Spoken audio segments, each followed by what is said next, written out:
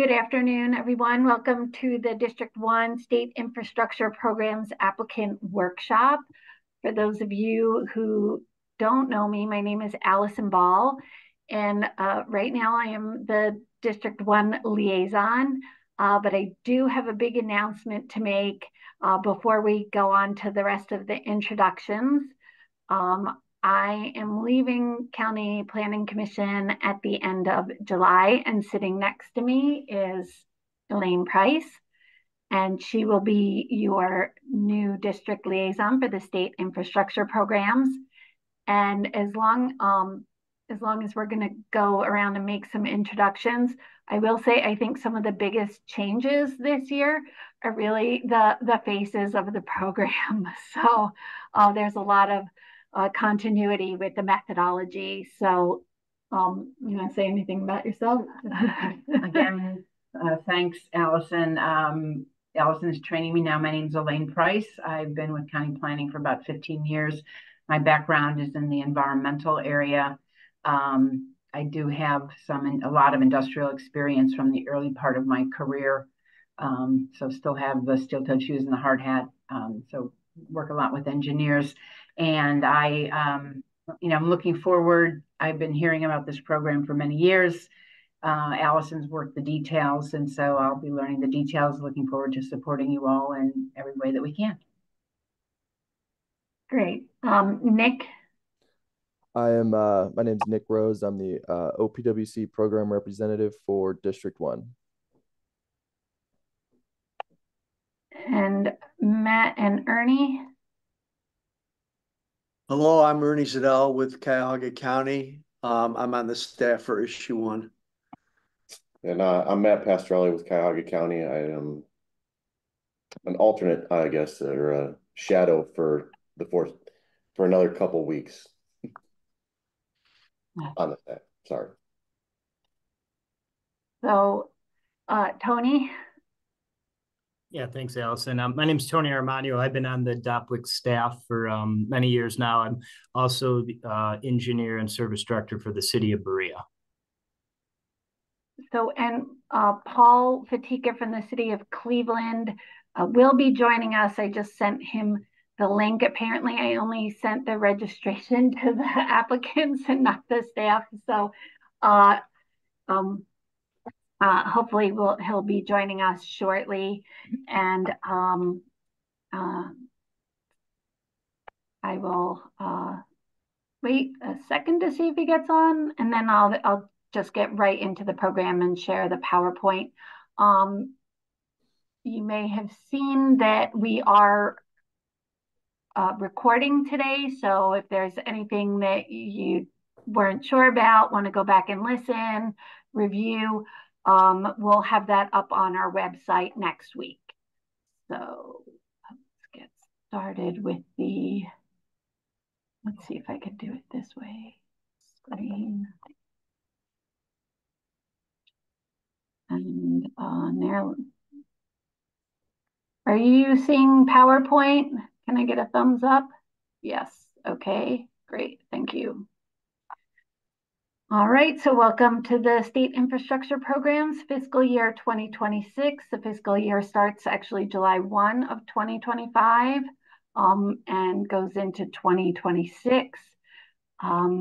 Today's agenda, we'll be going over the OPWC programs and then the District 1 Public Works Integrating Committee, the funding and eligibility requirements, and then we'll get in, those are the overall program, and then we'll get into the details for fiscal year 2026 applications, and then we'll have some time after program updates, application materials, project evaluation and selection, and going over the small government and emergency programs. We'll have time for questions and answers.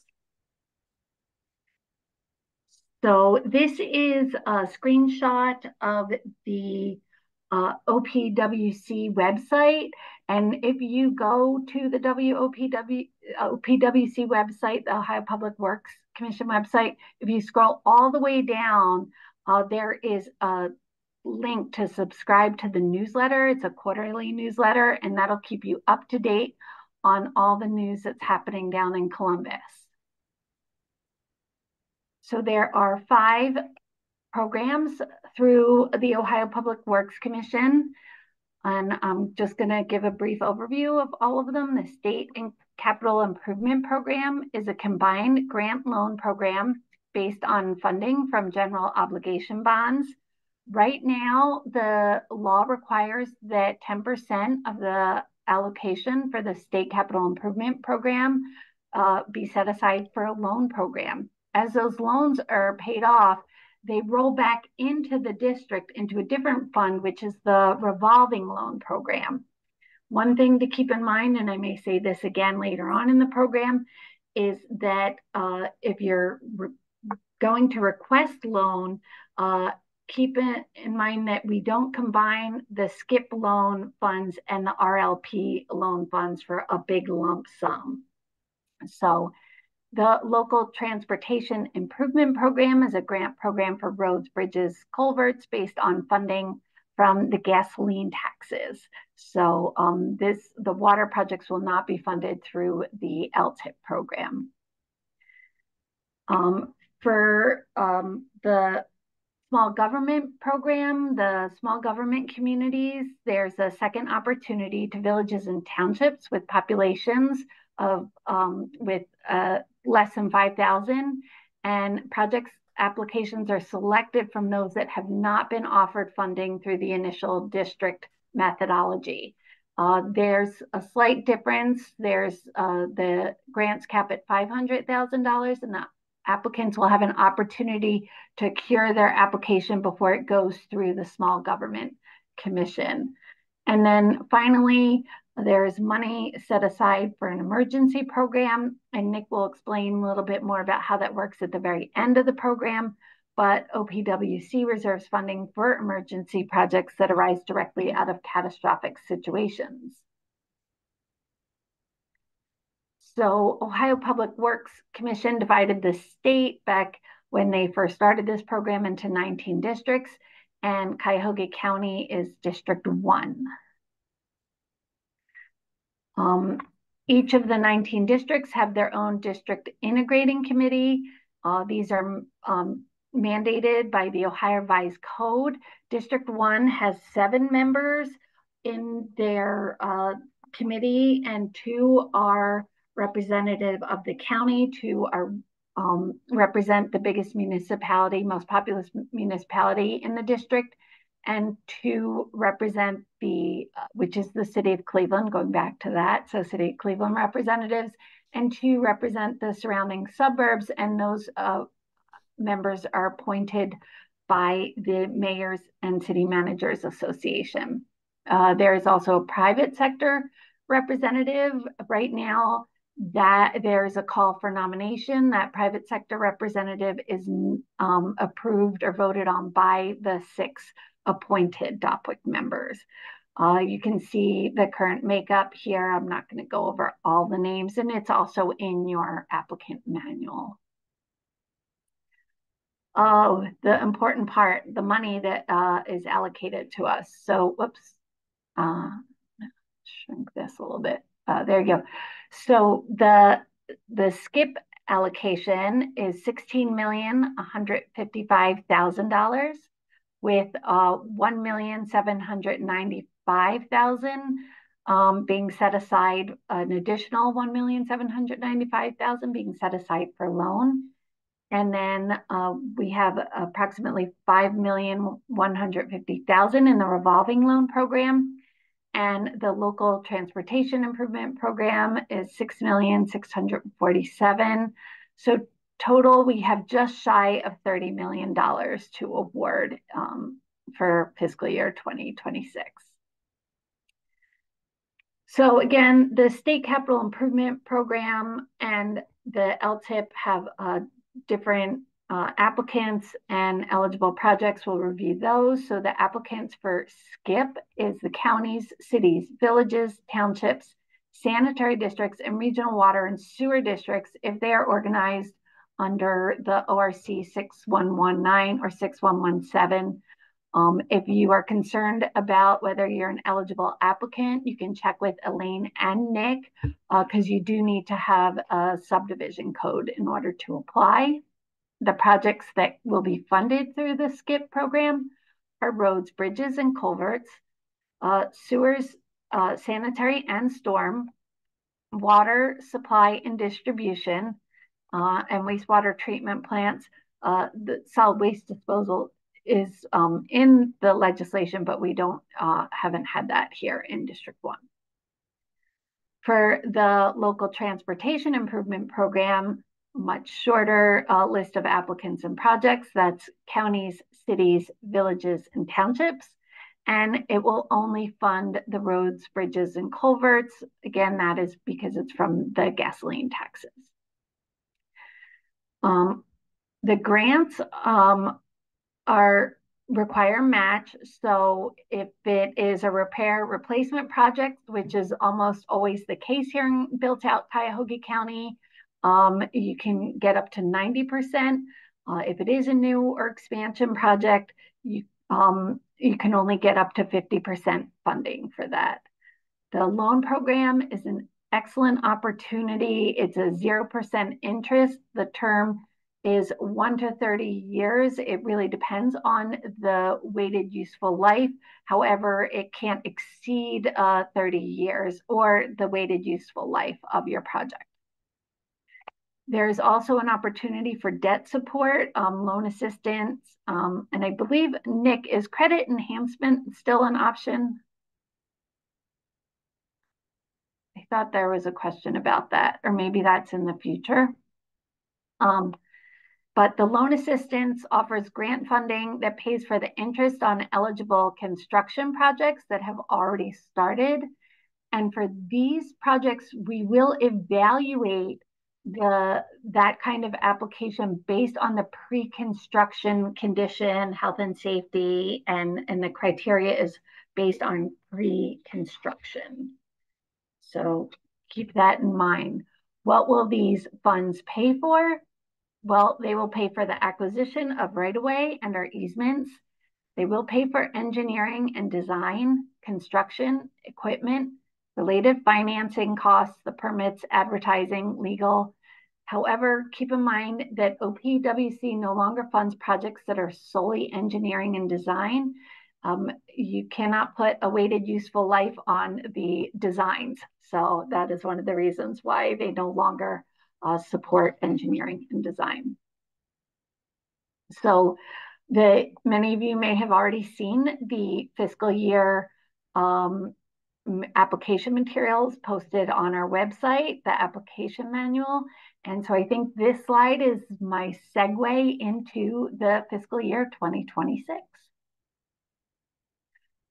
So I am going to give a live demonstration of where to find the county, where to find the County Planning Commission website, but more specifically, where to find the grant programs on our website after the PowerPoint, and then also walk you through some of the actual materials live demo all at once, but we're going to dive into the actual program year. The applications this year will be submitted via WorkWise. And this is new. We used to require a complete PDF sent to the liaison as well. If you just upload that full PDF that you put together with all the required elements into WorkWise, and then we'll just have it. You won't have to duplicate that second step. For those of you that submit every year, you might be familiar with that second step. OPWC required documents must be included in the application to be recommended for funding. The schedules, again, the construction cannot start until after July 1, 2025, and it has to start before June 30th of 2026. This is something that we look at carefully and we'll send back to you if we see that the dates don't line up with the fiscal year.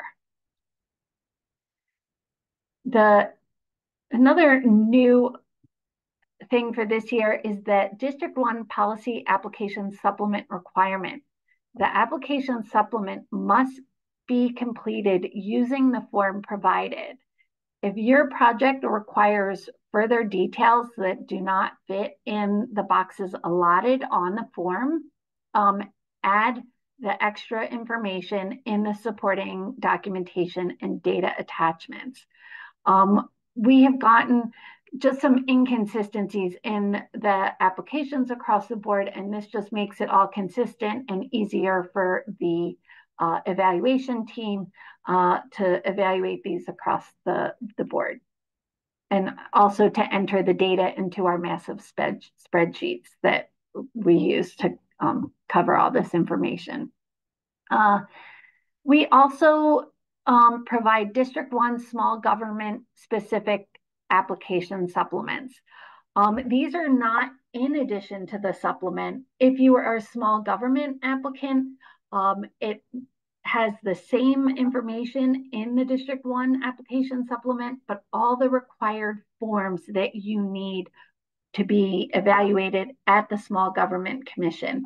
We did have one year where the forms weren't quite right and some of our projects got kicked out, and we do not want to see that. So we have made it so that you have exactly what you need if you're a small government competing for those funds. And I will probably emphasize this over and over again, but please include one PDF of all the application materials compiled into one document and upload it into the WorksWise. So that is the one thing that will be shared with the DOPWIC staff and the DOPWIC committee. So what are all those materials that need to be compiled into one document? It is a copy, a printable copy of the OPWC WorksWise infrastructure application, the application supplement as provided, and then your supporting documentation, which includes it's the third bullet point. It includes your authorizations and resolutions of support, agreements and letters of support, the engineer's estimates, certifications, and plans, supporting documentation and data for road, bridges, and culverts, supporting documentation and data for sewer, septic, water, and wastewater, maps and photos, and again, the small government materials if you are a small government community that will be applying for those funds. We do ask you to follow this protocol or this breakdown and separate by a cover page for each of those sections. Please keep in mind we get 40 to 50 of these applications, and we're looking and going through all of them, and if they're not organized the same way and we can't find it, you can lose points because this affects the evaluation of how we see it. So again, following this will make your application much more competitive just right there. So the OPWC application, I am going to stop sharing and turn it over. Well, Nick, are you ready for your portion? Yep. Do you want me to stop sharing or do you want me to go through a couple of these slides first? You can go through yeah, you can go through a couple of those slides. Okay. And then I'll do the walkthrough of the process. Okay. So the slides that Nick is gonna walk us through later, these are the different sections of the OPWC application. It's the project, the financial information, the financial resources, whether it's new or expansion, the project schedule, the project information, user information, the project description. And what I will say is the project description required for OPWC is character limited because it gets put into a project agreement. You'll have much more room to explain the project description in the supplement and your project officials and the required attachments that include the following: legislation, certified authorizing legislation, certification of local match, certification of loan repayment if you're going to be applying for loan, the detailed engineer's estimate and useful life, and cooperative agreements if it is a joint project. And now this is what you'll be seeing on the WorksWise website. And now I stop sharing? Yep. Okay. All right. I might have to give you permission to share. There you go. Gotcha. Okay.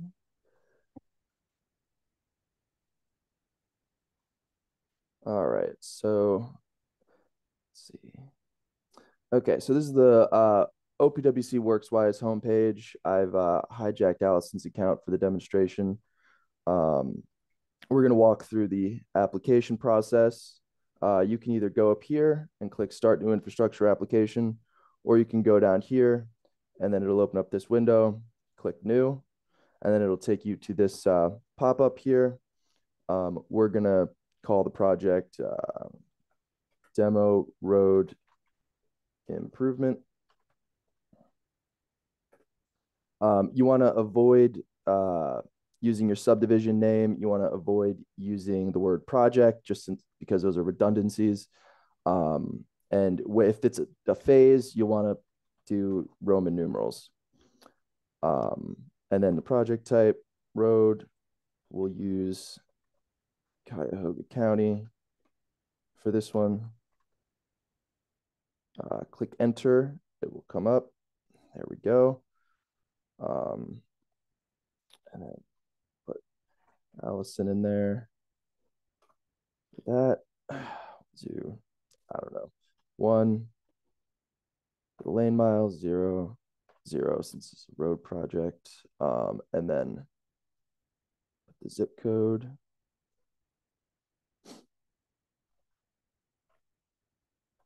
Five, and then do the financials. Say 60,000, and then since engineering can't be more than 20%, we'll do 300,000 for this road project. And then financial resources, local revenues will be 10% of that total cost per the skip requirements. And then we also have stuff for other funding sources because OPWC doesn't have any restriction on where the other funding sources are come from for the local match. So you have ODOT and any other public revenue source. And then the grant requests will be 90% of the total project cost. So that'll be 324,000. And then since this would be a not a new or expansion, we'll leave that at 0. And then the project schedule, we'll say 1/2025 for the design. Maybe that'll end in April. 5 bid advertisement. We'll do May 1st, 2025 to June 1st, 2025. And then the construction begin date, since the project can't begin before the funds are available, that will be July 1st, 2025. And then we'll just say November 1st, 2025 for the construction end date. Project useful life, we'll say 15. Estimated last year of improvement, 1998. And then specific location. These are important because these sections, the location and the scope, pull directly from WorksWise into the project agreement.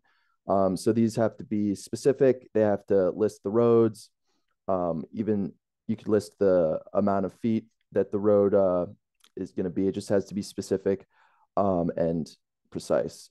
You're not, you don't want any extra verbiage there that we don't need. So we'll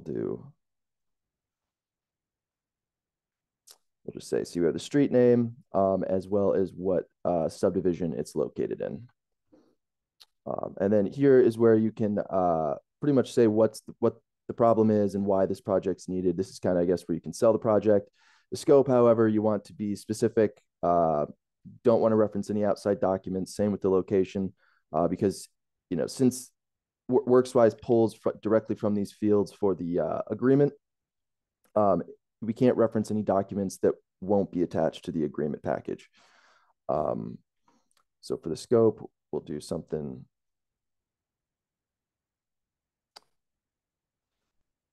that, and again, you can make this as detailed as you want. It just should be specific to what work is taking place, not necessarily a need or anything like that. And I believe this is also a necessary field. We'll just say county process. Then you have the notes, and then we will also use our Cuyahoga County officials for this one. Say Cleaver.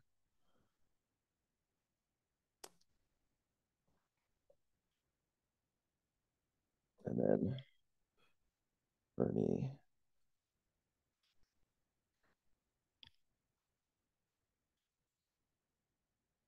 All right, and now we can click save, and then it'll give you any errors that might come up. Say yes, I guess no, actually, since this is. And then once you click save, it'll create the application page, and this is where you will manage the project from here on out throughout its entire life cycle.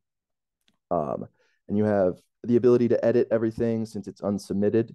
You can edit everything going forward. And then the next step here is adding our files. That will be down here at the bottom. Click upload files.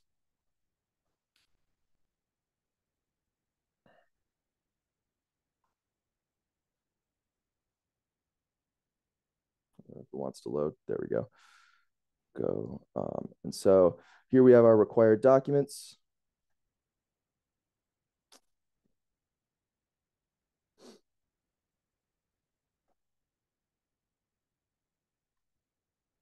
And this is one of the most important parts. Since these documents are required by WorksWise, you have to select the correct submission type for each of them, or else WorksWise won't know that that document's uploaded and it won't consider it eligible to be submitted. And so it won't let you submit. CFO certification, district application supplement.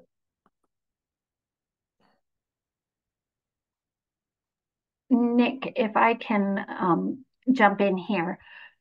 So the District 1 does allow for legislative schedules.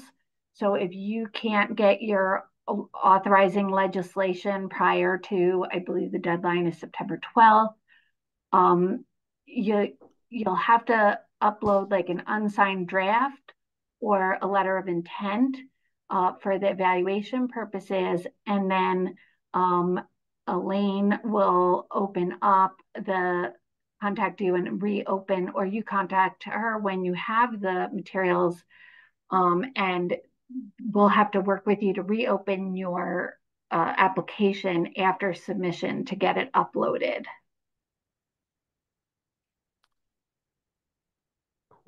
And then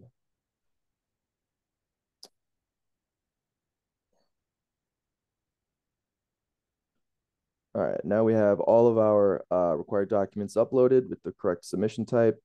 Double check everything. Looks good. And then we can click the submit button. And then at that point, it will go on to the district slate that Allison will then give to the committee to score. And then at that point, once that process is done, she'll click submit on the slate and it'll come to me, and then we review it. And then July 1st, those projects, the agreements get sent out once they're executed. As soon as they're executed through the e-signing process, they go into approved status. There's no other requirements. As soon as it's executed, the funds can be drawn down. Nick, a couple of other pointers for the submission. The OPWC is set so that on 4:30, so to the minute, to the second, So if you're running late, it will not accept it. It will be turned away. And also the applicants, you'll get a confirmation from WorksWise that it has been submitted.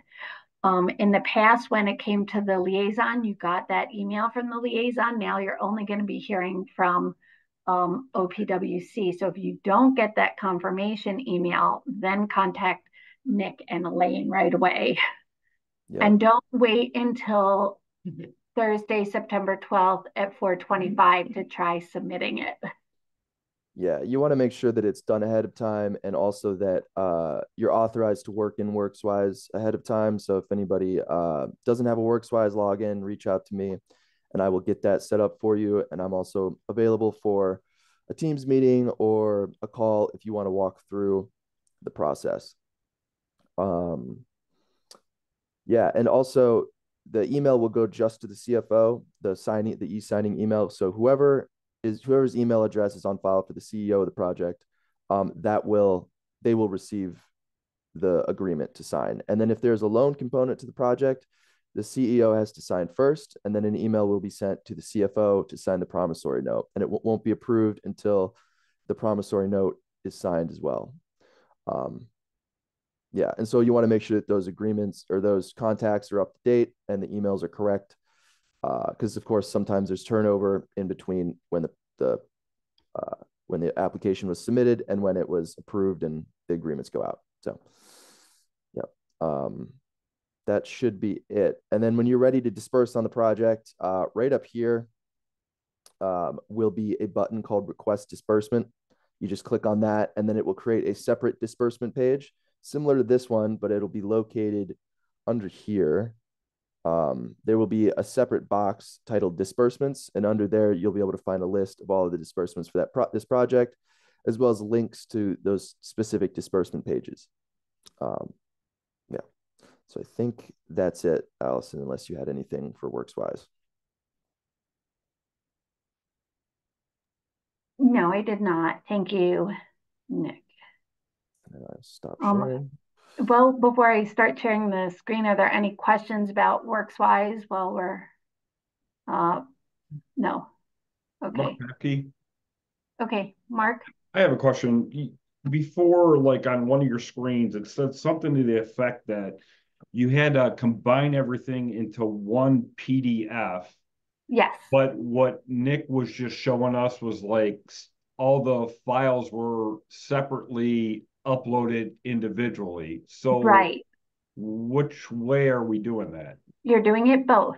So in order for OPWC to accept, or WorksWise to accept the application, you have to do them separately. And if you recall, Mark, in the previous years, you had everything that you uploaded to WorksWise and put it into one document and sent it to me. Now you're just making that same document and adding it. So it's kind of a little bit of a duplication, but it is critical for the evaluation and for sharing with the committee. Because even though the DOPWIC staff does most of the work, it's the committee that is responsible for making all the decisions, and we share the applications with them. There's only the liaison that has and the applicants that have the licenses. So we can't have everybody looking up in the WorksWise for the individual documents. That's why we have you combine it into one. So I can make like a note of that on FAQ, create a frequently asked question and say, hey, this is what we mean, and we'll do this. And this is not any different than the past years that we have done this. It's just the submission is a little bit different. So, does that make sense? Yeah, my question is, the one combined document, is that yes. getting uploaded into WorkWise? Yes. Okay, and then what field would that go under? You can use other. There's an other option that will allow something to be uploaded that doesn't have a specific category. And also WorksWise, I believe, still generates a PDF application from what was input into the system. So you Yes. could probably just download that and then combine it with the rest of these files. Actually, do you want to go back in and share your screen since you're on the WorksWise and show the how to click into the printable, print out my application for that I just that you just filled out for me? Let's see here. Okay, so we'll submit this, identify the problem. Okay.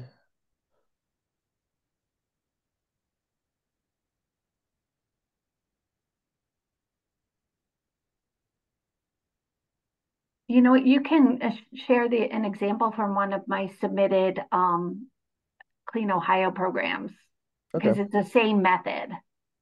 So if you go to awaiting decision,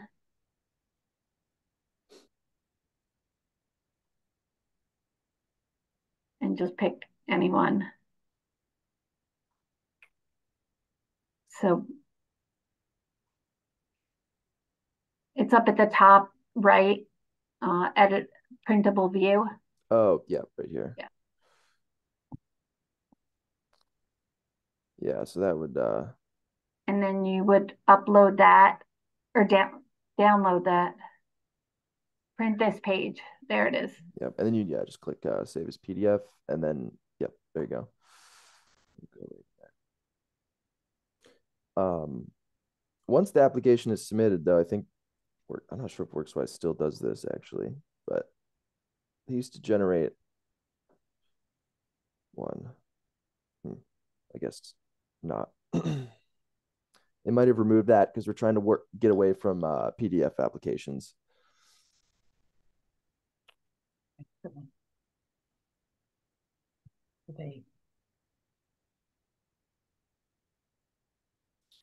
All right.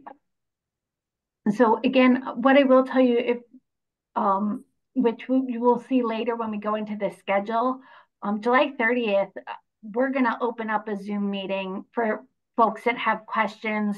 If you want to discuss a portion or a portion of a project or the whole project or a part of your application, we'll be available to assist you. So we'll just hang around. It's like office hours.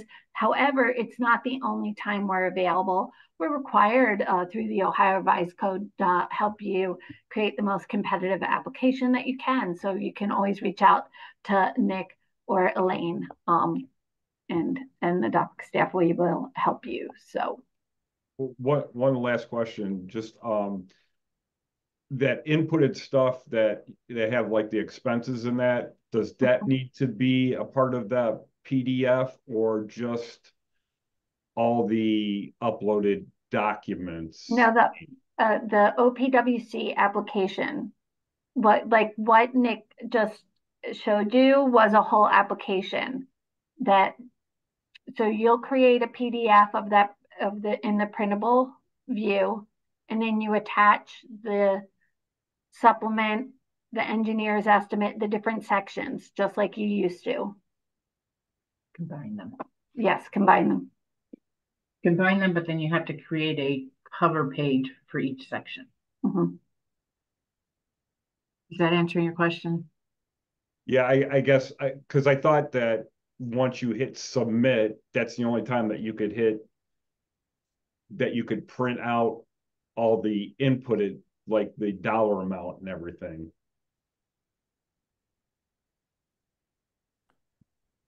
That had like, oh, I see what you're saying. Because I don't think you could print that out until you hit submit. And then is that true, Nick? Submit, you can't print out I don't think you can print it out. I know like when I do the Mark request. That's a good point. We might have to change how we ask for this, or we have to open them all up again. I thought there was a way to print it out while you're working on it. That printable view is only for,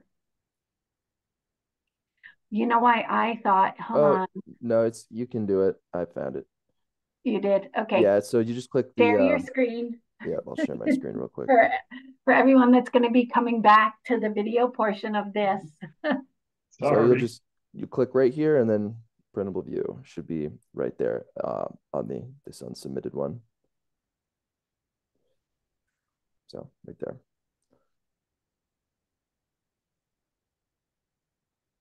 You know what? I will make a slide of that with the screenshots and add it to the presentation before we upload it for you to come back to. Great questions, Mark. Thank you. Yeah, sometimes I forget things that because I'm not an applicant about those important details. Yeah. All right. So let's see where we are. We are here. And then I'll start sharing the presentation again. Thank you, Nick. Okay. Share screen.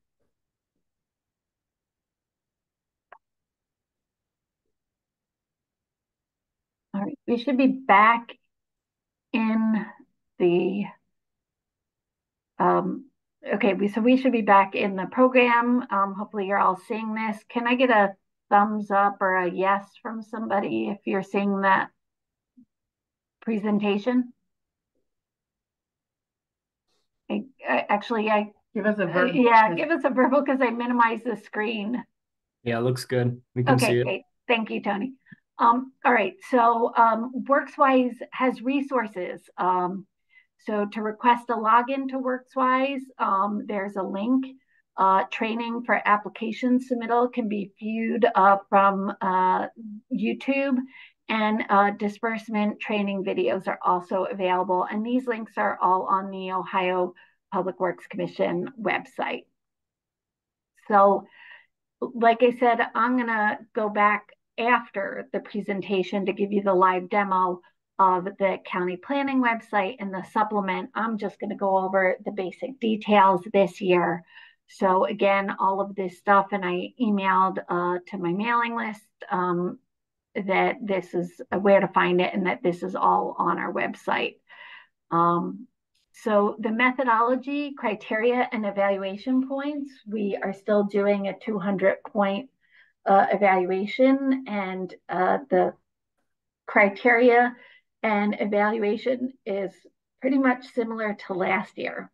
The points are determined based on the application in conjunction with the DOPWIC application and the supporting documentation.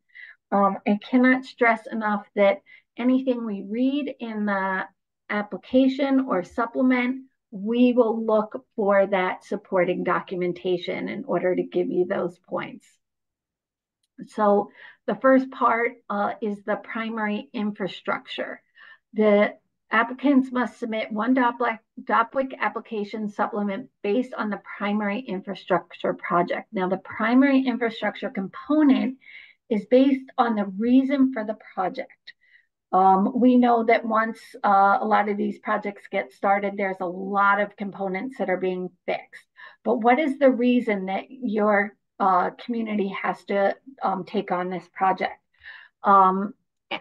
For instance, if you need to replace a water line, right, you're going to have to rip up the road anyway, but the water is the reason why you are applying. So that would be your primary infrastructure. This criterion should not be confused with the project type identified in the OPWC application. The project type is based on the highest financial component. So ripping up the road and rebuilding it might be more expensive than the water work that you're going to have to do. So your primary infrastructure and your project type might not be the same. So keep that in mind. So, and again, we have the supplements set up for road, bridge, or culvert, or the water, stormwater, sewer, wastewater, and water. So you'll have a different guiding one. These are radio buttons, so you'll only be able to fill out one. Now, the secondary infrastructure components, as we just said, more often than not, you're going to have secondary infrastructure. And you can get up to 4 points for doing the coordinated infrastructure, and we'll show that a little bit later. But we will ask you to provide a brief description of the work for secondary infrastructure components. We will also be looking for verification in your engineer's estimates that that work is being done. And I will tell you, and this has been our policy every year, but the catch basins adjusted to grade or installing under drains with new curbs are not considered a separate stormwater project. You will not get a point for that. That is the overall part of the road project. So keep that in mind, or if you're wondering why your score isn't the same as the one awarded, it could be that. That's a common thing that comes across our desk every year. Then the project description. Now, Nick, he said you have a very limited project description, and we're going to ask for more information. One of the things that we do ask for as part of the project description is the locations and limits. And you have already listed this in a narrative in the OPWC project application, but here we're asking you to put it in a table. And the reason that we do that is so that we can easily copy and export it into Excel for GIS mapping. So we will map all the projects that come in, and then also all the projects that eventually get awarded funding. So that is the reason why you have to do this twice, but it's very helpful, so we appreciate that. And then the project description will have existing infrastructure, what is going on, why are you applying, just an overall summary of the existing infrastructure and the problems, and then the proposed changes. One of the things that makes for a competitive application is when the proposed changes address, improve, or eliminate the existing issues. So keep that in mind.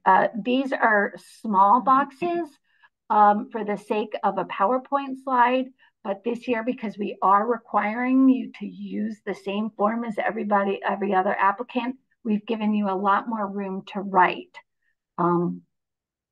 This engineer's plan status certification,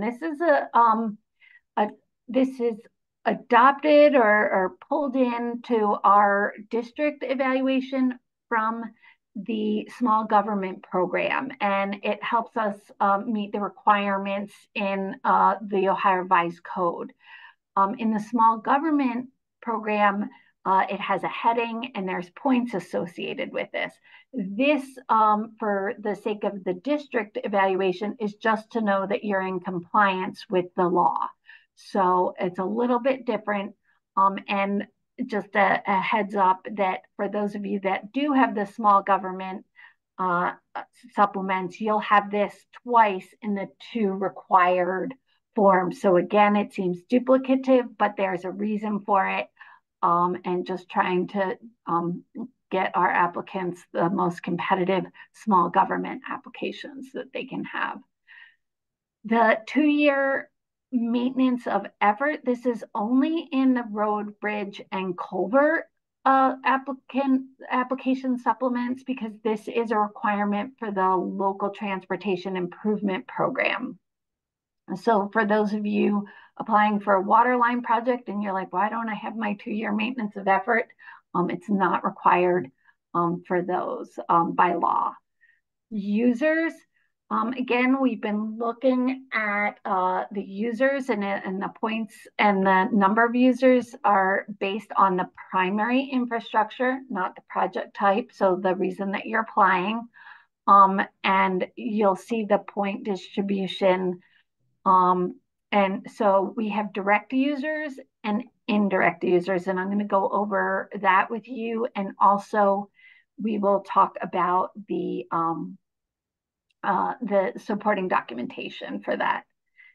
One of the things that is different this year is we're asking for the components again, and this is not just one line in your application supplement. We're asking for the length, the segment length of the road in feet, the ADT, the count year, and the count source. Now, it's new in our application, but it's not new to our valuation. So there are a couple projects that we get each year that is a multi-street project. And for looking at users and also looking at users for multi-street, we're going to do a weighted average. So in the past, I would email back to those applicants, hey, we need more information. But now we're getting it ahead of time. So it's not really a different evaluation process. It's just in how we're requesting it. So for users, we'll accept a TIMS report. And again, that's the Transportation Information Mapping System on ODOT. And then you can do a Cuyahoga County Department of Public Works is an acceptable one. And if you do it yourself, if you contract with an engineering firm, just make sure that anything has to be have the engineer stamp and seal on it. For indirect users will be considered for projects that have a public transit route on over half of the project limits. Projects with a verified public transit route will receive 1 extra point. If you're doing a large road that has the highest ADTs, even if there's a bus route, these don't go to 11. It's still a maximum of 10. And it's the same thing with the water projects, which we'll show. But maps and our drawings, or maps for the RTA route, not a drawing, must be provided clearly identifying and delineating the indirect users. And here's an example from a previous application. So for sewer, septic, water, and wastewater, again, the components, the locations, the number of households, the report year, and the count source. So again, here are some examples. We're looking at the number of households, and then there is a multiplier as it's identified in the applicant manual. I think it's 2.1 per household. It's based on the census data, the average household. And that's where you get your numbers from. And then for indirect users will be considered if the applicant demonstrates the sewer or water line being repaired but benefits a larger area than the residents on the street. That is, the sewer or water line is part of the community's overall distribution system. And again, maps and our drawings must be clearly provided, identifying and delineating the indirect users. And here are some examples that we have received for here, like for this one in the lower right, we had the 2 dark lines were the actual roads, but here is the rest of the system. And then maybe you can see there's the arrow showing directional flow. So that's also an important part. So make sure that we can clearly see all the data. And again, if it's a copy of a copy, take a look at it and make sure that it is clear and you can read it, your lawyers can read it, so that you're sure that we can read it. Infrastructure age. The points are based on the original construction year or the year of the last major improvement. We do have definitions of what is considered a last major improvement in the applicant manual. And again, this is based on project type, not primary infrastructure. And this is, they have the different useful life, and that will get you the points. And again, if you are pre-scoring your own projects to see what is most competitive for this program and what you want to submit, you'll want to look at this table in the applicant manual. So we will ask for the original construction year, provide proof of age, provide the year of last major improvement, and then describe the last major improvement. So what comes to mind is a road project. If you, I know that for a major improvement, it has to be larger than a 3-inch mill and fill, and the engineers will correct me if I'm wrong. And then again, so we'll want that kind of information. Again, if it was a bridge or a culvert, what did you do to help keep that bridge and culvert working? But again, refer to the manual for the definitions of the major improvements. Infrastructure and condition. Before I go into infrastructure condition and health and safety, I will remind you that this is the bulk of the points in these two categories right here. So this is where we're really looking for the detailed information. This is, again, the breakdown is the same as last year. And I will point out, as I do every year, that this is your assessment of the condition of the infrastructure. If you're submitting a road project and you're looking at the score of a PCR and it says critical, make sure that you're not confusing that PCR definition with the assessment of the infrastructure here. It's 45 points. And again, if you're going to say, if you're trying to get the maximum points, the condition is unusable, dangerous, and unsafe. The primary components have failed. The infrastructure is not functioning at all. We're going to be looking for the proof of that. And we'll get into that when I show you the supporting documentation. These again, I think this year I made them square, but it's the same idea. They are radio buttons. The condition is based on the amount of deterioration within the defined project limits and provide the supporting evidence or rationale. I cannot stress enough the importance of that evidence, supporting evidence. So for roads, bridges, and culverts, we're looking again for the condition. We're looking for signage. Are there weight limits? And again, we're looking at the evidence of the flooding, the video of the video reports for sewer and water. And the other thing I will say is work orders that you might have on record will help do that. So we're again asking for the general appraisals for bridges and culverts, and then the pavement condition rating and structural deduct. Now, there is that pavement condition rating is based on the ODOT manual. And because I see Tony's picture in the corner here, there is a pavement condition assessment, and those we don't accept. So if you're confused or wondering what kind of pavement, is that right? The pavement condition assessments, Tony, that are done So pavement condition index. Oh, index. Okay. Instead of rating. Yeah, PCI. Yes, PCI, not PCA.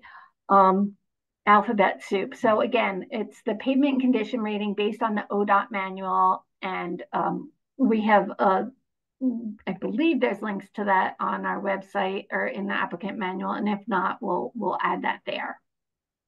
So also the pavement condition ratings are in TIMS. And if you're going to be doing your own pavement condition rating, just make sure it has the engineer stamp and seal and that it is recent. So for sewer, septic, wastewater, and water, we're looking at sewer line breaks, flooding events, the ratings from the County Board of Health, number of sewer line breaks, inflow and infiltrations or flooding events, the National Pollution Discharge elimination system violations, and we are asking you for the overall break rate or C factor.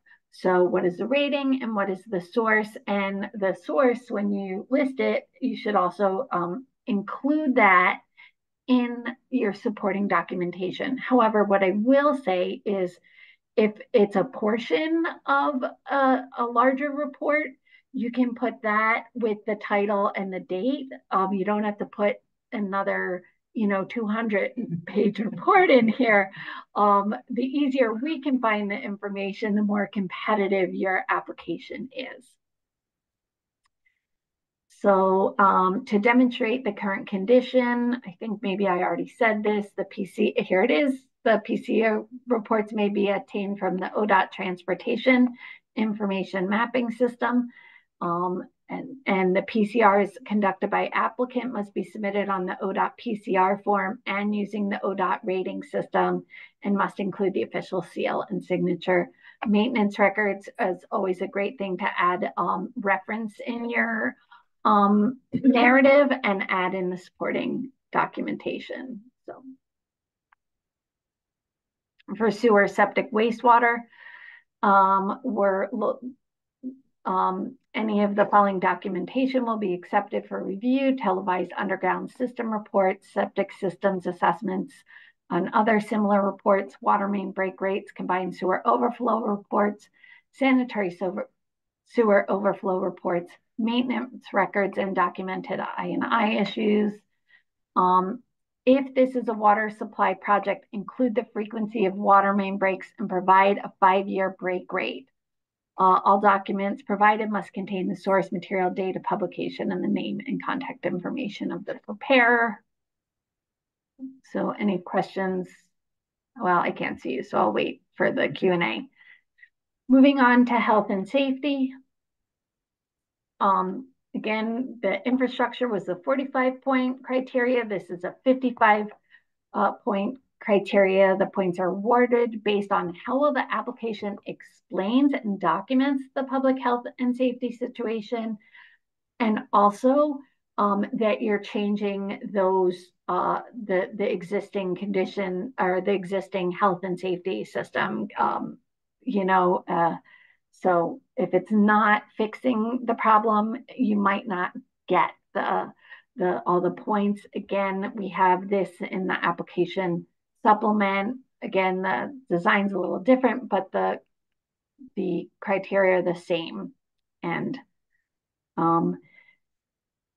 so in each of the supplements, we ask you to briefly describe the safety deficiencies and check that apply and provide a little bit of information. And also in this section, which again, when I show you in the live demo, you'll have areas where you can reference where we can find the larger supporting documentation for this. And the crash data is described specifically how we're looking for it in the applicant manual, and it's for the segment lengths, so not including the intersections unless you're fixing the intersection. And I don't know if any of the team wants to jump in on providing more detail on that.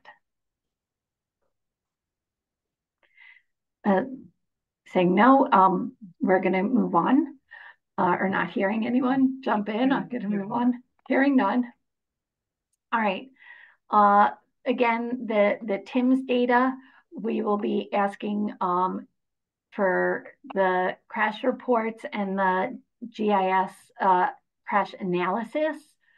And again, you might have some projects, and this will, well, not on this little section in the corner here, but the crash analysis will give you the intersections versus the segment length data.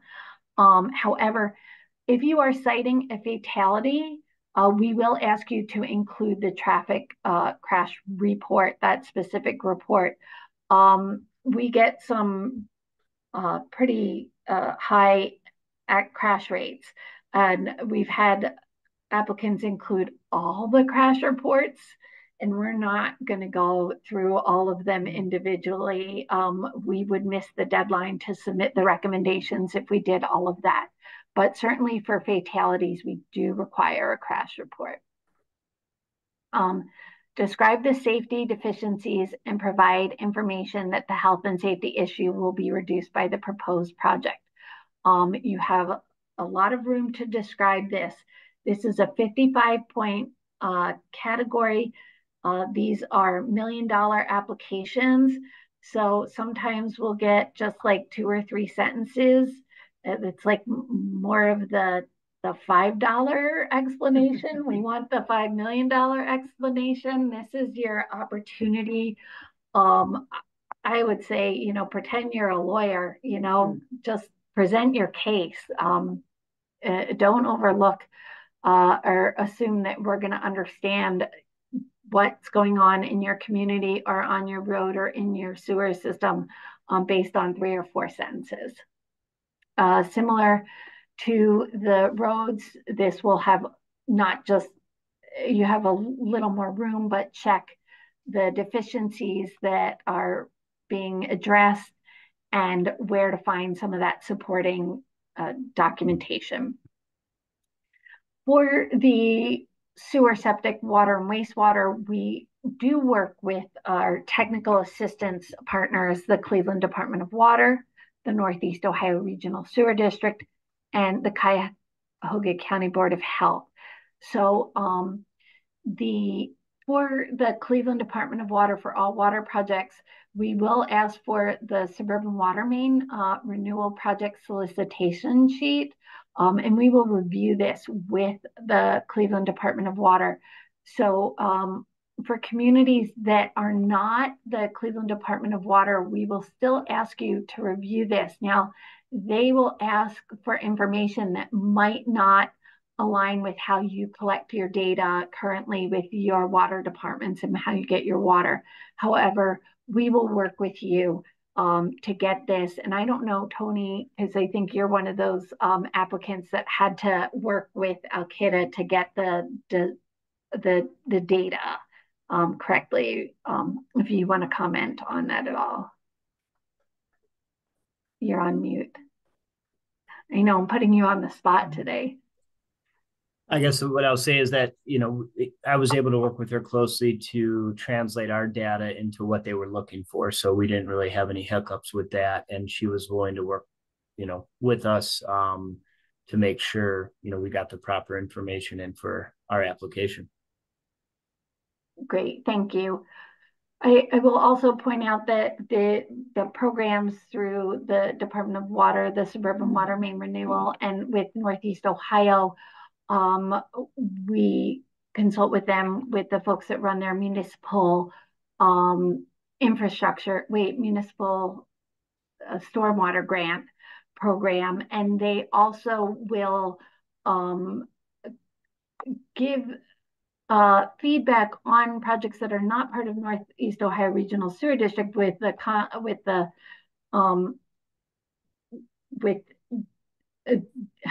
I'm thinking too fast. I got to slow down. Recognizing that these aren't in their district. However, the ultimate scores depend on the DOPWIC staff. Not the technical assistance partners, right? We just go to them with any questions that we may have. And again, the Cuyahoga County Board of Health, if you're going to be requesting reports from them regarding the call counts and stuff like that, they do ask that you get to them as soon as you know that you're going to be applying and needing that information. So, and here again, I have 2 different examples, one from the city of Maple Heights and one from the city of Strongsville, for their sewer projects. And then the Board of Health has their reports that you can include as well. And just like I said with the road projects, you have the opportunity to describe the safety deficiencies and provide the information that the health and safety issue will be reduced by the proposed projects. So we are looking for that. We're looking to see that crash rates that will go down, or visibility issues will be fixed, that the flooding will be reduced or even eliminated, better yet. So these are all kinds of things that we're looking for. Now, local match. This is based on the financial resources section of the WorksWise application. So it'll be your subtotal local resources, which is just all the different match funds divided by the total cost times 20. Because there's two different types of local match in the Ohio Revised Code, that's why it's other project funding and the ability and effort to finance, and we don't do a lump sum. So it's just to keep us in compliance with the Ohio Revised Code criteria. The loan incentive, the financial resources section of the OPWC application will be used to determine, same idea, the amount of loan divided by the total estimated cost and times 10 will get you that score if you're going to be scoring your own. The loan incentive is good. We usually run out of grant, and if we run out of grant, we will be contacting you to see if you would be open to accepting a loan. We used to have a question in the application about that, but submitting an application in September of 2024 and being able to accept a loan in July of 2025 can change. So now we reach out to you when we're making the recommendations. So it's at least a little closer to July. Access to funds. Communities that have not received assistance will receive points according to the table shown below. So first of all bridge projects are exempt from that. The bridges, we do not want them. We don't want any situations like we have seen, most recently in Maryland, but in Pittsburgh and Minnesota. So they automatically get the 6 points. And I'm thinking I did not update this table, sorry, but in the applicant manual, if you haven't gotten funding for 7 years, you'll get 6 points. For 5 or 6 years, 4 points, and to 3 or 4 years, you'll get 2 points.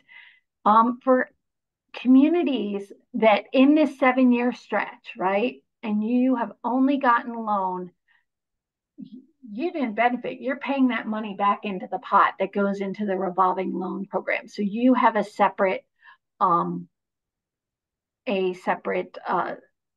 point structure. So you do get 1 point for accepting the loan. But again, remember, it's for that 7-year stretch. So if you get 100% loan 1 year, but you get grant the next year, that puts you back into the grant column. We have a table in the applicant manual, so you know exactly what your points will be. Again, if you're pre-scoring, you can look that up in the applicant manual. And we do ask you so that you can check it off in there. So again, applicants that have only been awarded loan funds in the last 6 fiscal years will receive the points for 100% loan only. Community and economic development. So we're looking at community development or economic development. And is the infrastructure project needed to redevelop unutilized parcels into a community asset? or is it for a commercial, office, or industrial asset? So is the infrastructure project located in or along an existing commercial district? And then, or is it just a neighborhood preservation project? And then kind of the 0 points is the same, whether it's economic development or community development. So again, these are to keep us in compliance with the Ohio Revised Code. And you'll indicate whether it's a community development project or an economic development project. And points will be awarded in only one category.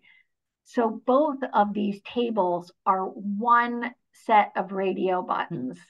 So if you put one here and then click in an economic development, you're going to lose your button up here. So again, only do one. Regional collaboration. Is the applicant collaborating with other communities? If you are collaborating with the sewer district, if you are collaborating with the Cleveland Water Department, really that those points come out of the match that comes with them. So because you're usually collaborating with them financially. However, you're collaborating with other communities financially, because you will only get the points if you have the coordinating. I bet this is in the next one. The cooperative agreements. Yes. Again, this will be due not on January 17th, 2023, but so we will update that date before we put this online. I apologize for that. But again, we recognize going through 3 readings in one community and then 3 readings in another community. You might not have it by the September 12th deadline, especially with August breaks. So you will have an opportunity to upload that, but you will not be able to submit without at least the draft. But we will be looking for that. This picture I gave, and again, I don't remember what road this is, and this might not be the case, but if that center line is your boundary, exactly, we would want you to work with your neighboring communities. So again, we're going to look at the percentage of the project. This is listed really up in the project description section of the application supplement. So we will be, again, reviewing it, looking at it there. Economic health. This has already been predetermined in the applicant manual, but we're looking at the per capita income and percentage of households below poverty. This is from the American Community Survey 5-year estimates. And these will be combined for 23 points. And it is based on the standard statistical deviation away from the mean PCI, which I believe these are from last year's. I meant to update these. I have the notes. I stopped even turning. And then coordinated infrastructure projects. So the DOPWIC will award 1 point for each secondary infrastructure component for a maximum of 4 points. In order to receive points for this criteria, the secondary infrastructure components must be included in the engineer's estimates. If you're clicking off, if you're doing everything all at once, 1, 2, 3, 4, 5, 6, you'll still only get the 4 points. It just maxes out there. So in order to capitalize on the infrastructure investments, we like to see that. And we'll be looking at this section of the applicant supplement and the description, as well as the engineer's estimates to award those points. And finally, the generation of user fees and the project type, which is from the OPWC, not the primary application, but based on the highest financial project. If it's a bridge, culvert, or road, we'll get 5 points. The proposed project will be reviewed to see if revenue in the form of user fees is generated. It has been determined by the very nature, utility projects and treatment plants do indeed generate user fees for general revenue. So examples of the types of revenue generating, thus 0 points generating facilities include the wastewater treatment plants, water treatment plants, water transmission lines, and sanitary sewer interceptors. The and storm sewer projects. The project type selected on page 1 of the OPWC WorksWise application will determine the points. So that's the District 1. If you are a small government, they have up to $20 million. The OPWC Small Government Commission reviews projects submitted statewide. So now you're not competing against you are competing against 4 other locals, but it's a statewide competition. Applicants will be given a 30-day cure period to adjust their applications if necessary. Either schedules may be updated because of the changes, and then the project selection will be on May 8th, 2025 this year. But like all the other projects, the agreements will be sent on or after July 1st. In order for the DOPWIC to determine which eligible applications will be the most competitive for small government, those applications, and there's usually 10 to 12, will also be scored according to the methodology that the small government uses, which is a little bit different from, or a lot different from our district methodology. And that's out of 100 points. The district priority points will be assigned by the District 1 Public Works Integrating Committee's Small Government Subcommittee at a meeting that takes place right after the DOPWIC meeting. And again, we have that separate small government application supplement. Again, last year, I don't know if we didn't communicate it clearly. We had applicants fill out both supplements. You only need to do one. Just do the one that includes the small government extras, which is the checklist.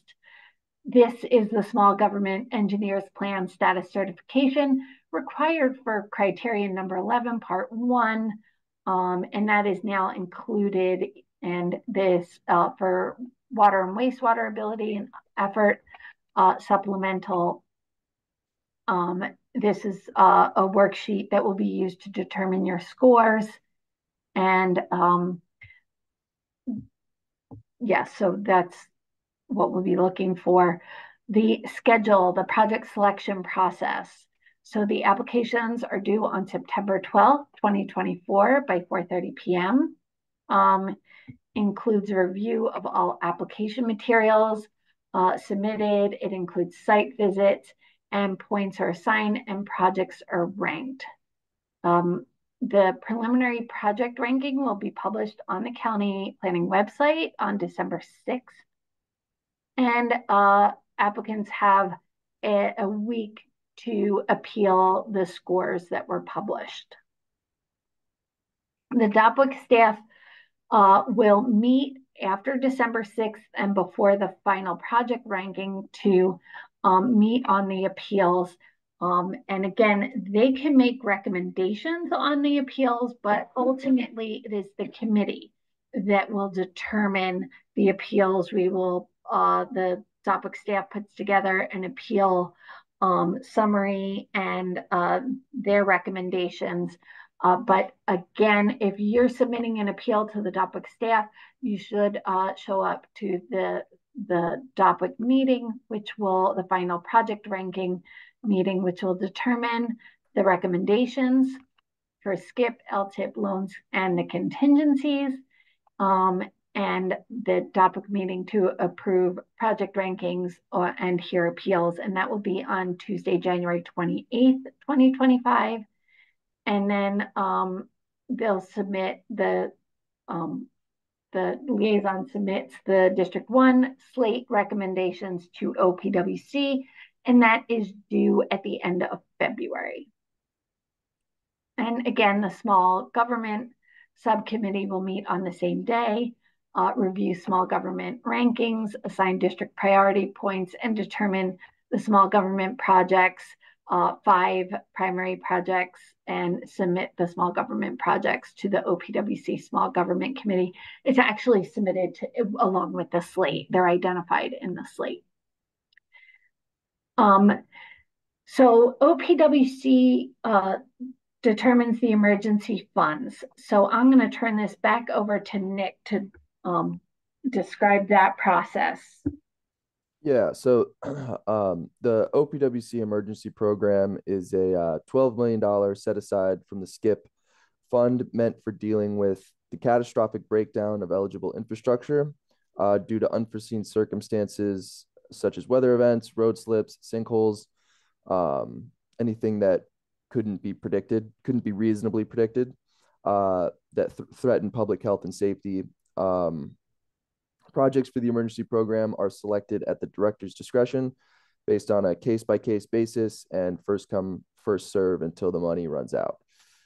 These funds cannot be used for projects where failure was the result of exceeding the useful life, neglect, inadequate maintenance, anything like that. So be aware of that before applying. But I always encourage reaching out to me or Allison if you're not sure about whether that would qualify or you're on the fence. But the process for that begins with a pre-application submitted to me along with an engineer's estimate and a weighted useful life statement. Those things are statutory requirements to be submitted with the pre-application. Then I'll discuss that with the director. The director will make a determination and she will send you a PDF letter via email, either approving or denying the request with a reason as well as next steps. And after that, you'll apply through WorksWise in the normal process, and then we'll approve, and that can get going. The pre-application document can be found on our website. And since due to the nature of emergency projects, construction on those can begin once the letter is received from the director. Yeah, that's the overview of the emergency program. Nick, how long does $12 million last these days? Like, not very long. I think because of COVID, they gave them a bump, but that has since run out. So $12 million doesn't go very far. I don't know. Right. Depends. Linda tries to make it go pretty, she does a pretty good job, I think, of making those funds last. And there's also a certain amount of that fund that is specifically set for road slips. Okay. So yeah.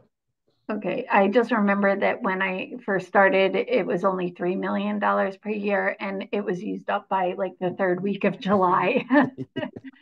So, and the next slide, whoops. This shows you, because I did receive one, and it said, we want to prevent something. And again, if it's preventative maintenance, and also add pictures to your pre-application to show the need. Yeah. And then this again is Nick. Just tell me when to switch the side, but gotcha. Project implementation begins as soon as the agreements are released on July 1st. Once projects are released, the applicants have 45 days to sign the agreement, or they risk the project being recalled by OPWC. This isn't typical. It isn't as soon as 45 days hits, we're going to recall it. There'll be multiple emails and calls trying to get that agreement signed, but we really like to get those signed as soon as possible, especially before work on the project begins. The project CEO will receive an email from WorksWise asking them to electronically execute the agreement. If there's a loan component, the CFO will receive an email immediately after the CEO signs. And sometimes those emails can get caught in spam folders, or if you're part of an organization with an IT department, they can sometimes get caught by IT filters. So you're going to want to whitelist the automated email, so those can go through in the future. And then, yeah. So changes to project officials. gotcha. Mentioned that earlier. Yeah, so it's pretty important that applicants ensure that the project officials and emails are all up to date with OPWC. Like I said before, sometimes there's turnover between an application being submitted and the agreement being released. All that's necessary for that is you just shoot me an email. I just need it in writing that there's going to be a project official change along with the new project official's contact information. We need their name, email address, phone number, and mailing address. And then I'll update that and we're good to go. Next slide. There we go. Like I said before, construction can begin as soon as the agreement is signed. It's the responsibility of the contractor to ensure that they are set up in the state's payment system, OAKS, before requesting this disbursement. You can check the status by using our approved vendor list on WorksWise. The process for getting set up in OAKS, it's through the supplier portal. And it might take a couple weeks, but once they receive the OAKS ID, it begins with 5 zeros, I believe. It's a number that begins with 5 zeros. And once the contractor gets that, we can take that ID and then connect the vendor information or the vendor page in WorksWise with their payment, the statewide payment portal, OAKS. But they just need to let us know what that is so we can get them in our system.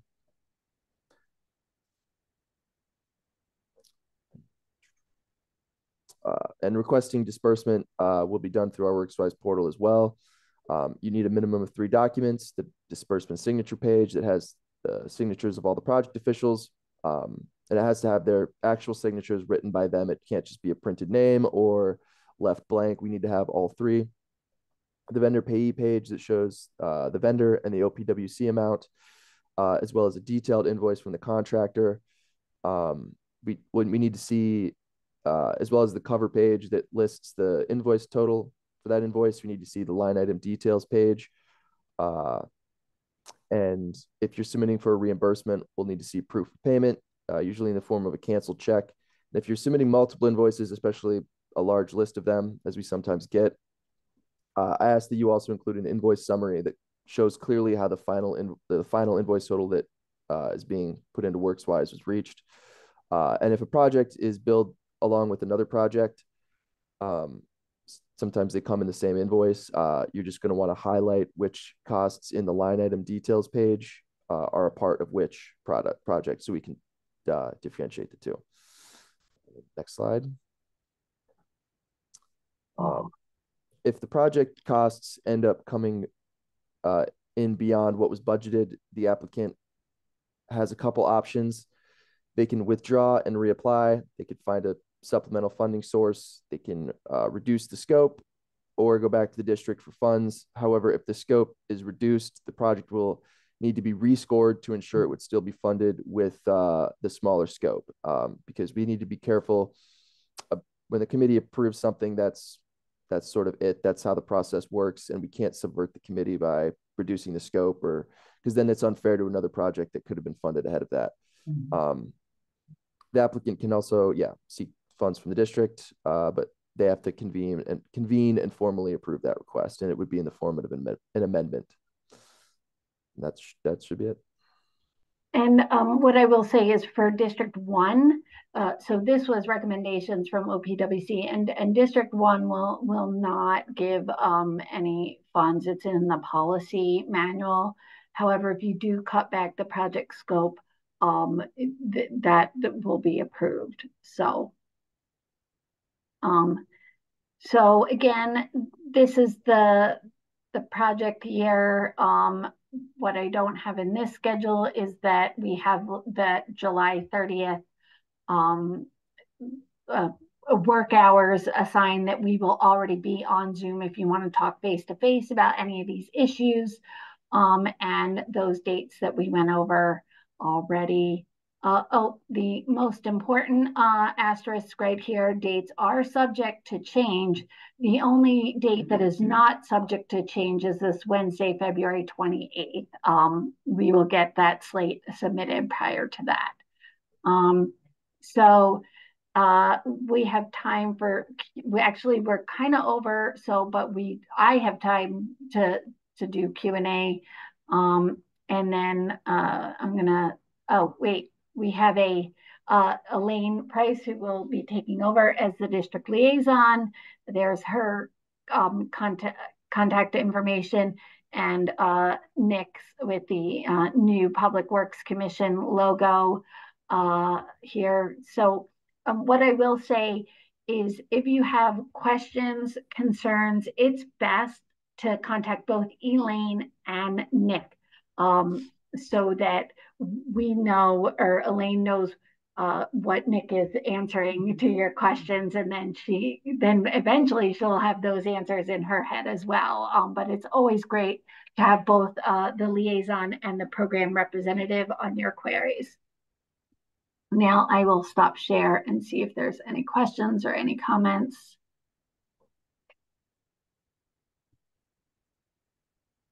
Crickets in the chat. That's great. And I see many of you are still on, so I will share again and go to our website. So screen share. Okay. So whoops. I don't want to share that again. Hold on, stop share. Let's see. So go to there. Okay. Let me share. Thank you. The green one. All right. So you should be seeing the Cuyahoga County Planning Commission website. The state infrastructure programs have made the cover page. Sometimes that is not the case, and we are under services. Last but certainly not least, the grant programs, and you can get to the state infrastructure programs that way. So the current program year will have the application forms, the program descriptions, and this is where we build in every throughout the program year. In the current program year, the application summary, the recommendations, the appeals. So the application forms. So again, I mentioned the policy manual. I should go through this. It's 6 pages, but just be in the know. But again, the application supplements, these are the same as the small government, but the small government applicants, you'll want to use these because you want to make sure you have everything you need. And for that reason, I will open these up. Again, these are fillable PDFs. These are radio buttons. See, here's the road segment from to municipality, existing conditions. So we give you the whole page to write what you need to write and the whole page for proposed changes. And again, don't feel that you have to use every character allotted. Not that there's a character limit, but we will not be scrolling down, especially again, some of you, when you print it or scan it and submit it as a scanned document, we wouldn't be able to see it. So it has to fit in the boxes. And here is that engineer's plan status, room for your stamp and seal, and that 2-year maintenance of efforts. Here's the project users, so the different components, the roads, the length, the ADT, the count year, the infrastructure age. Again, you might have components that have different ages. We will do a weighted average for that. Your infrastructure condition, and then the condition documents and the ratings, whether it's the PCR, and then the source. Describe the structural deficiency. You get a whole page to do that. And again, health and safety. And this is a section like really, this is where you want to kind of guide the DOPWIC staff in the evaluation. Yes, there's a lot of crashes. Provide the crash rates as described on page 23 of the applicant manual. You could even show the math in this section here. It's just helpful. And again, remember, this is only for the segment length unless it is an intersection improvement project. Again, this is where you might say level of service, you check it off. Level of service is a D. Please see level of service report in the whatever section D or attachment, 8. So, and send it that way. And again, we give you plenty of room to tell us what the health and safety deficiency is and provide the information that the health and safety issue will be reduced by the proposed project. Again, this is kind of going to be automatically calculated, but it tells you how we come to the point. So if you are pre-scoring, you have that. And then your community and economic development. And then again, just guiding you on how these will be, the points will be determined. And again, for small government, it goes through the process and it has everything that the Small Government Commission requires to redo or submit as is provided on their website. So what I will tell you is that this system of small government, it may seem a little bit repetitive, but it's been very successful for District 1. And if you're a contract engineer and work in other districts, please don't share this secret, District 1 secret. We've gotten, last year we got all 5 of our projects funded. But I'm gonna go, go back to again, a little bit different for the septic, stormwater, and wastewater.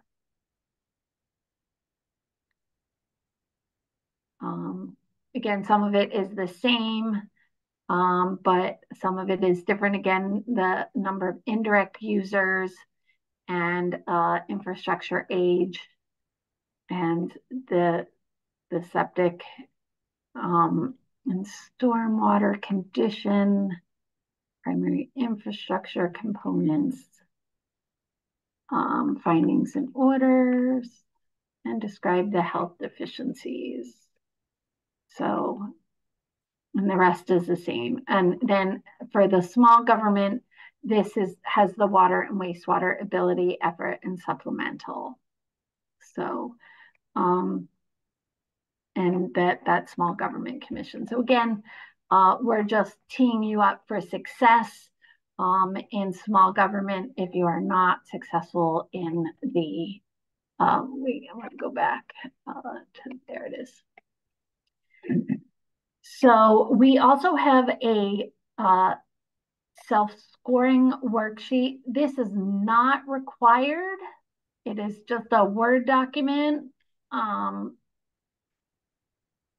that is opening up now. So if you want to see, what your score would be, that's just a worksheet to help you.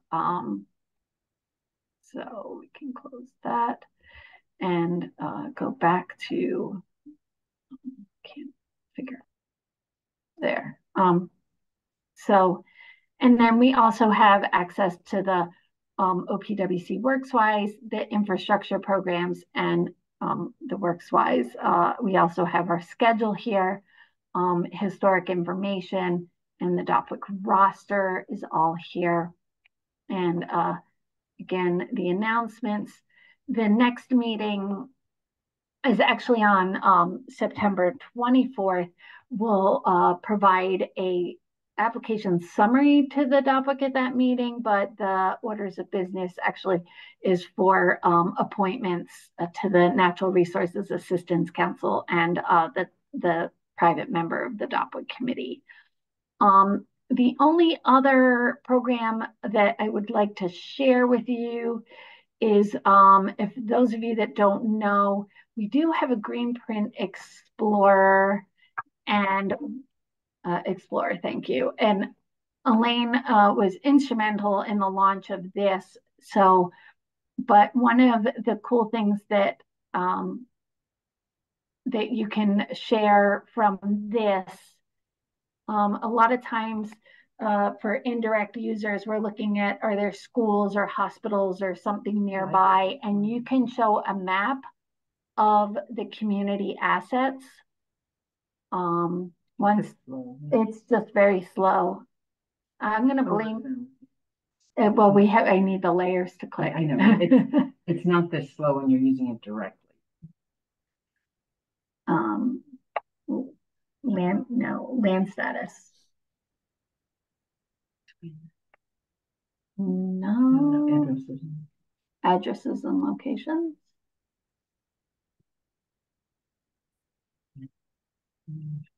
Community, it's grayed out.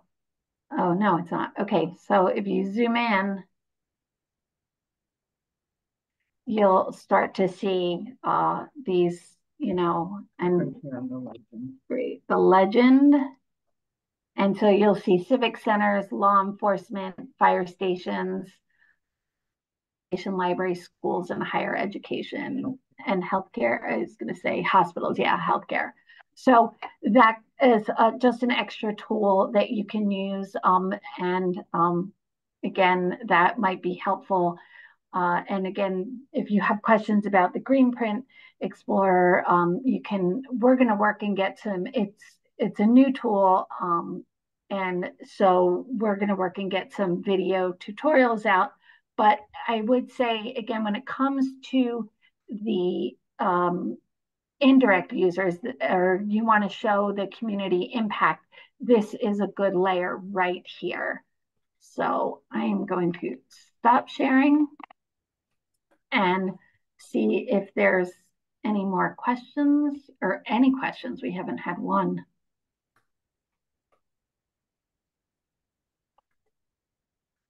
No. Well, thank you all for coming, and good luck. And we will get this information up on our website so that you can go back, learn it.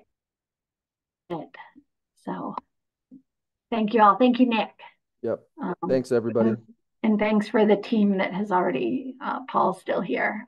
But all right. Thank you all.